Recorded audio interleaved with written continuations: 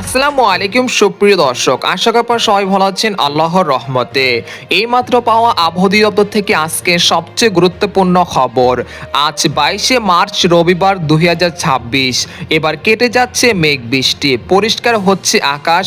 এছাড়া আজ এবং আগামীকাল এবং পরবর্তী 72 ঘন্টায় বাংলাদেশ সহ পশ্চিমবঙ্গ, আসাম, মেঘালয়, ত্রিপুরার আবহাওয়া কেমন থাকতে পারে, এই বিষয়ে কি বলছে আজকের আবহাওয়া রিপোর্টে জানিয়ে দিব। সম্পূর্ণ বিস্তারিত ভিডিওতে সঙ্গে থাকুন।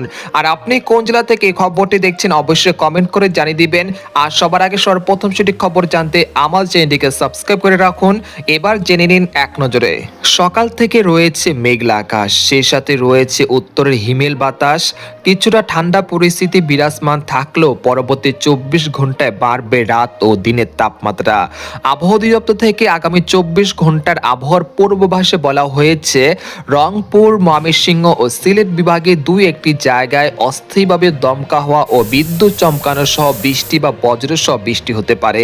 এছাড়া দেশের অন্যত্র অস্থায়ীভাবে আংশিক মেঘলা আকাশ সহ আবহাওয়া প্রধানত শুষ্ক থাকতে পারে। এ সময় সারা দেশে দিন এবং রাতের তাপমাত্রা সামান্য বাড়তে পারে। মৌসুমের স্বাভাবিক লঘুচাপ দক্ষিণ বঙ্গোপসাগরে অবস্থান করছে। এর বর্ধিতাংশ পশ্চিমবঙ্গ ও তৎসংলগ্ন এলাকায় অবস্থান করছে।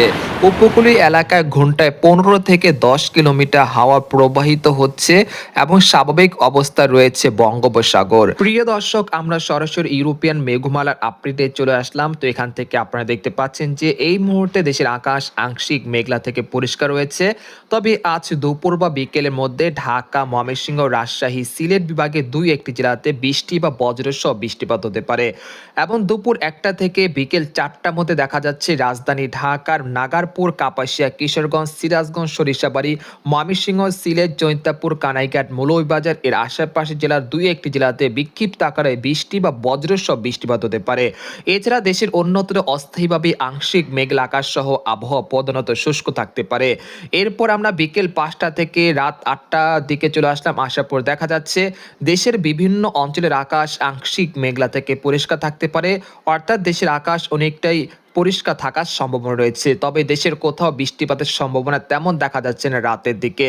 তারপর রাত 8টা থেকে রাত 1টার মধ্যে দেখা যাচ্ছে দেশের 8 বিভাগের 64 জেলার আকাশ অনেকটা পরিষ্কার থাকতে পারে। এই সময় দেশের কোথাও বৃষ্টি বা বজ্রসহ বৃষ্টিপাতের সম্ভাবনা তেমন দেখা যাচ্ছে না। একই সঙ্গে পশ্চিমবঙ্গ, আসাম, মেঘালয় এবং উত্তর থেকে ত্রিপুরা রাজ্যের আবহাওয়া পরিস্থিতিও স্বাভাবিক থাকতে পারে।